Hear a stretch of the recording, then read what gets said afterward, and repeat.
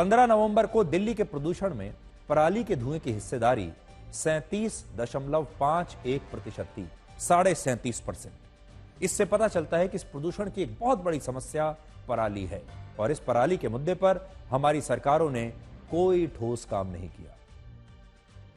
आज केंद्र सरकार का अपना पर्यावरण मंत्रालय है। दिल्ली, हरियाणा, पंजाब, उत्तर प्रदेश और बिहार जैसे राज्यों का अपना खुद का पर्यावरण मंत्रालय है, पर्यावरण मंत्री हैं। इन राज्यों के अपने अपने मंत्री हैं जो पर्यावरण का पोर्टफोलियो देखते हैं, जिन्हें टैक्स पेयर के पैसे से रहने के लिए बड़े बड़े सरकारी बंगले मिलते हैं, सरकारी गाड़ी मिलती है, बड़ा सा दफ्तर मिलता है, सुरक्षा मिलती है, स्टाफ मिलता है, मंत्री का दर्जा मिलता है।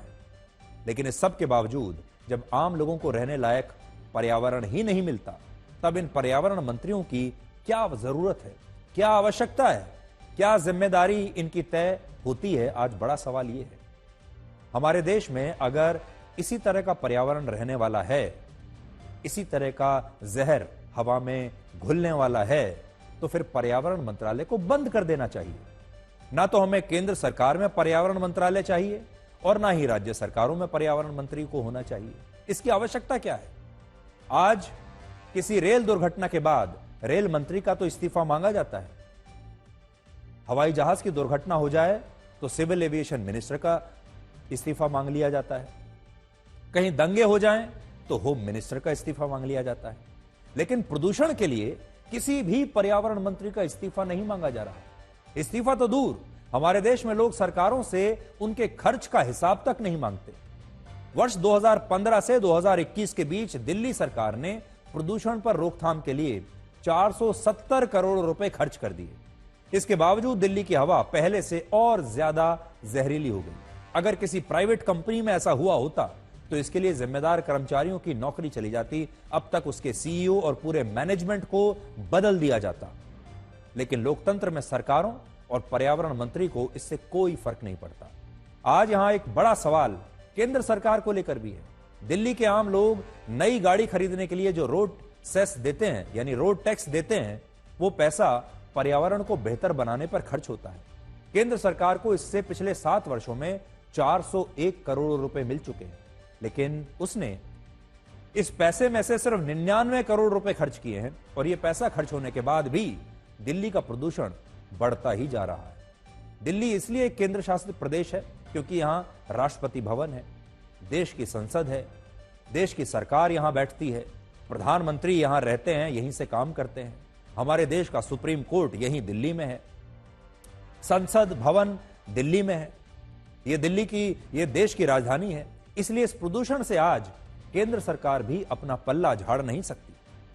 आज सुप्रीम कोर्ट में जब इस मुद्दे पर बहस हुई तो कोर्ट रूम के अंदर जिस अदालत में यह सुनवाई चल रही थी, उस अदालत के अंदर का AQI 994 था और इस 994 के AQI में बैठकर सुप्रीम कोर्ट के जज सरकार से कह रहे थे कि वो प्रदूषण पर रोकथाम के लिए कदम क्यों नहीं उठाती। जब ये अपनी सबसे खतरनाक श्रेणी में होता है तभी सरकार क्यों जागती है। आज दिल्ली का जो AQI लेवल है, प्रदूषण स्तर जो है, दिल्ली की जो हवा है, वो खतरनाक से खतरनाक स्थिति में पहुंच गई है। इस समय जो श्रेणी है हवा की, वो खतरनाक से खतरनाक श्रेणी में है, जहरीली श्रेणी में है। सुप्रीम कोर्ट ने दिल्ली के सभी स्कूलों को बंद कर दिया है और कहा है कि उसके अगले आदेश तक दिल्ली में चौथे चरण की कड़ी पाबंदियां लागू रहेंगी, जिसे आप ग्रैप 4 कहते हैं। ये जो ग्रैप 4 है, इसके तहत दिल्ली में बाहर से आने वाले ट्रक और डीजल के वाहन, औद्योगिक इकाइयों और निर्माण कार्यों पर कड़े प्रतिबंध होंगे, ये बंद कर दिए जाएंगे। लेकिन हमारा सवाल यह है कि प्रदूषण बढ़ने के बाद सिर्फ इन पाबंदियों को लागू करने से, और वो भी थोड़े दिनों तक लागू करने से, क्या हासिल होने वाला है? ये पाबंदियां मौजूदा प्रदूषण को कम करने के लिए नाकाफी है, लेकिन ऑप्टिक्स की राजनीति में जहां सिर्फ दिखावा करना होता है, ऐसे एक्शन प्लान लागू किए जाते हैं। लोगों को लगता है कि सरकार उनकी जान बचाने के लिए कुछ कर रही है, जबकि आप सोचिए, लोगों की स्थिति यह है कि सरकार खुद तो पूरी तरीके से फेल हो गई। अब वो लोगों से क्या कहती हैं? अपने बच्चों को स्कूल मत भेजिए, यानी अपने बच्चों की पढ़ाई का नुकसान करवाइए। वो कहते हैं कि निर्माण कार्य रोक दीजिए, फैक्ट्रियों में काम रोक दीजिए, लोगों से कह रहे हैं कि अब आप दफ्तर मत जाइए, वर्क फ्रॉम होम कीजिए, अपनी गाड़ियां लेकर बाहर मत जाइए, गाड़ियों को बंद कर देंगे थोड़े दिन में, ऑड इवन ले आएंगे। सारी जिम्मेदारी असल में ये सरकारें लोगों पर डाल देती हैं कि अब आप खुद ही साफ कीजिए। आप कैसे साफ करेंगे? काम ना करके, अपनी दिहाड़ी छोड़कर, दफ्तर से छुट्टी करके। अगर कोई कंस्ट्रक्शन के काम में है तो उसे अपना काम बंद करना पड़ेगा, ट्रकों को बंद करना पड़ेगा, बच्चों को स्कूल से छुट्टी करनी पड़ेगी। सरकार चाहती तो वो चीन की तरह क्लाउड सीडिंग की मदद से कृत्रिम बारिश करवा सकती थी, आर्टिफिशियल बारिश, जिसमें एक बार बारिश कराने का खर्च 15 करोड़ रुपए होता, जो दिल्ली में सरकार के विज्ञापन पर होने वाले खर्च से काफी कम है। दिल्ली में वर्ष 2021 से 2023 के बीच सिर्फ विज्ञापनों पर सरकार ने 1073 करोड़ रुपए खर्च कर दिए, जबकि इसी पैसे से वो चीन की तरह प्रदूषण को कम कर सकती थी। चीन की सरकार अपने लोगों की जान बचाने के लिए हर साल 1668 करोड़ रुपए खर्च करके आर्टिफिशियल बारिश कराती है और प्रदूषण के खिलाफ सिर्फ मीटिंग वाला खेल नहीं खेलती। लेकिन हमारे देश में ऐसा ही होता है और शायद यही कारण है कि अब लोगों को यह प्रदूषण ना तो विचलित करता है, ना परेशान करता है, और हमारे नेता भी सिर्फ बयानबाजी करते हैं। आज हमारे नेता क्या कर रहे हैं? टीवी चैनल्स पर अपने इंटरव्यू दे रहे हैं, अपने बयान दे रहे हैं, प्रेस कॉन्फ्रेंस कर रहे हैं, टीवी पर आकर चमक रहे हैं और कह रहे हैं, लोगों को बता रहे हैं कि देखिए हम कितनी मेहनत कर रहे हैं, हमने कौन कौन से नए कदम उठाए हैं, और लोगों को यह बताने की कोशिश कर रहे हैं कि वी आर द बेस्ट।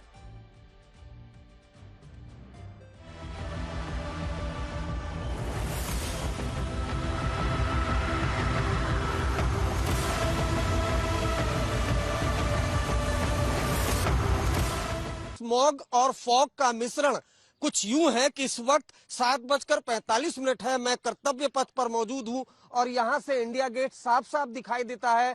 कुछ ही दूरी पर है, लेकिन अगर आप देखें तो इंडिया गेट बिल्कुल नहीं दिखाई दे रहा है। ये फॉग और स्मॉग का जो मिश्रण है उसकी वजह से नहीं दिखाई दे रहा है। ये थोड़ा पोल्यूटेड एयर है, तो इसलिए अभी हम लोग मास्क पहन के आए हैं और मॉर्निंग वॉक कर रहे हैं। बाकी दोपहर के टाइम तो बहुत ही ज़्यादा प्रदूषण हो जाता है, आंखों में जलन भी होती है, सांस लेने में थोड़ी सी दिक्कत आती है।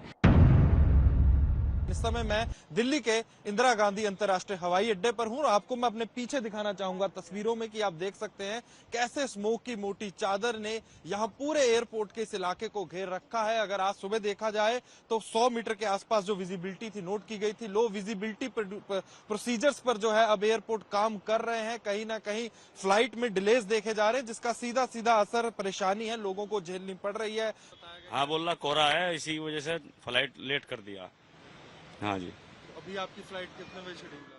अभी शाम को 4:20 की है, सुबह में 4:10 की थी, अभी शाम को 4:20 पे उड़ेगी। मेरे जस्ट पीछे अगर आप देखेंगे तो राष्ट्रपति भवन है, जो कि इस वक्त प्रदूषण की चादर से पूरी तरीके से लिपटा हुआ है। नॉर्थ ब्लॉक हो या साउथ ब्लॉक हो, चारों ओर आपको प्रदूषण ही प्रदूषण जो है वो नजर आएगा। तमाम बड़े मंत्रालय हैं, चाहे वो रेल भवन हो, चाहे वो कृषि भवन हो, ये तमाम मंत्रालय इस वक्त प्रदूषण की चादर से जो है वो लिपटे हुए हैं। पॉल्यूशन से तो बहुत हानिकारक तो है ही सर, क्योंकि बच्चों पर ज़्यादा इफेक्ट होता है इसका। सांस से लेने में तो दिक्कत होती है, प्लस बच्चों को गला पकड़ रहा है इस समय। यहाँ पर हम वाटर स्प्रिंकलर के पास हैं। देखिए कि नीचे ये छिड़काव किया जा रहा है और हम जरा AQI चेक करवाते हैं। अंकित, जो हमारे कैमरामैन है वो जरा दिखाएं कि क्या है यहाँ पर AQI। और AQI अगर आपको हम दिखाएंगे तो आप चौंक जाएंगे। 330, यानी जहाँ वाटर स्प्रिंकलिंग हो रही है, छिड़काव हो रहा है, वहाँ 330, 31, 33 तक पहुंच गया है। यानी यहाँ पर एक्चुअली जो पॉल्यूशन लेवल है वो ज्यादा है और नीचे छिड़काव किया जा रहा है।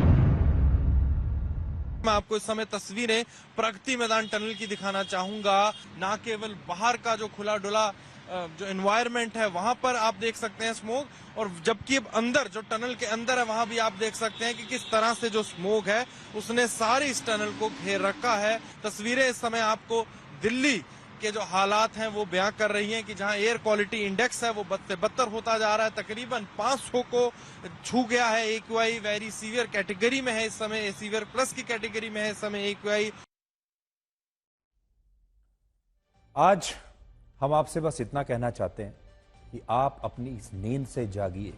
हमारे देश में जाति को लेकर इतने प्रदर्शन होते हैं, धर्म को लेकर प्रदर्शन होते हैं, नया कोई कानून आ जाए उसे लेकर इतने विरोध प्रदर्शन होते हैं, कोई किसी नेता का अपमान कर दे उसे लेकर प्रदर्शन होते हैं, यहां तक कि किसी बयान को लेकर भी विरोध प्रदर्शन शुरू हो जाते हैं। और सबका एक ही नारा होता है कि हम अपने हक की लड़ाई लड़ रहे हैं, हमें अपना हक चाहिए, हमें अपना अधिकार चाहिए।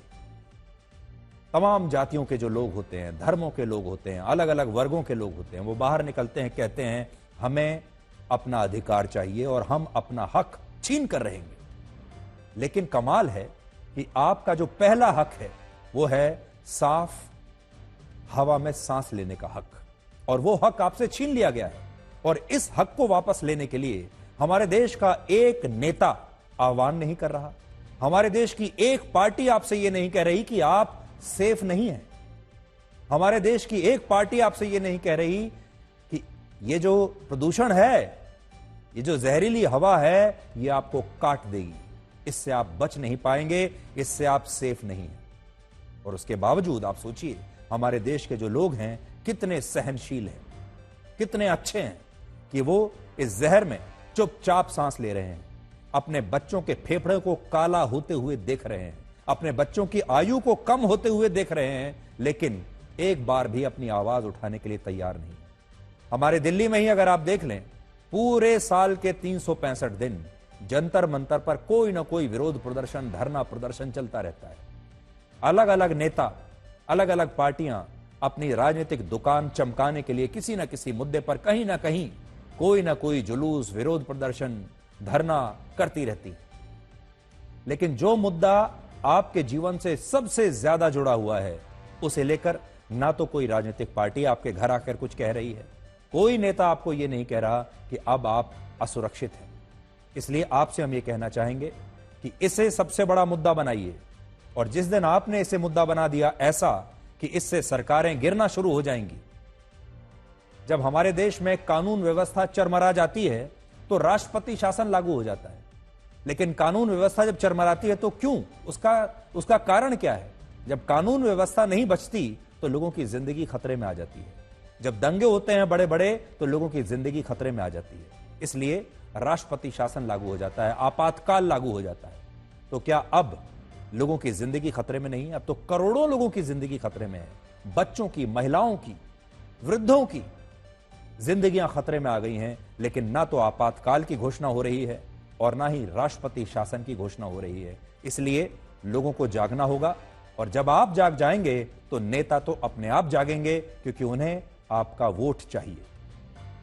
सरकारों की और अलग अलग नेताओं की इस निष्क्रियता को देखने के बाद आज हमें पंचायत नाम की एक वेब सीरीज का डायलॉग याद आ रहा है। और वो डायलॉग क्या था? वो डायलॉग है, कीजिए मीटिंग मीटिंग, खेलिए मीटिंग मीटिंग, करते रहिए मीटिंग मीटिंग।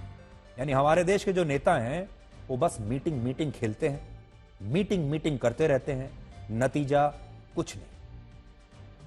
65 वर्ष पहले, वर्ष 1959 में दिल्ली का आसमान कुछ इस तरह से नीला दिखता था। मैं आपको एक तस्वीर दिखा रहा हूं, देखिए जरा। और दिल्ली की हवा अमेरिका और ब्रिटेन से भी ज्यादा साफ थी। ये वो दौर था जब दिल्ली में ज्यादातर साइकिल चलती थी। लेकिन आज प्रदूषण के कारण दिल्ली में आसमान ही नहीं, आसमान में आपको सिर्फ एक धुएं की चादर दिखाई देती है, सामने की बिल्डिंग तो आपको दिखाई ही नहीं देगी। वर्ष 1978 में एक फिल्म आई थी जिसका नाम था गमन, और इस फिल्म में एक गाने के बोल थे, सीने में जलन, आंखों में तूफान सा क्यों है, इस शहर में हर शख्स परेशान सा क्यों है। ये गाना जब लिखा गया होगा तो किसी और भाव से लिखा गया था। गाने को लिखने वाले ने कभी यह सोचा भी नहीं होगा कि 2024 में इस गाने का इस्तेमाल दिल्ली में प्रदूषण की वजह से होगा, और आज इस शहर का हर शख्स सीने में जलन और आंखों में तूफान लेकर घूम रहा है, क्योंकि आंखों में जलन का तूफान है, सीना जल रहा है, और वो सब कुछ जहरीली हवा की वजह से।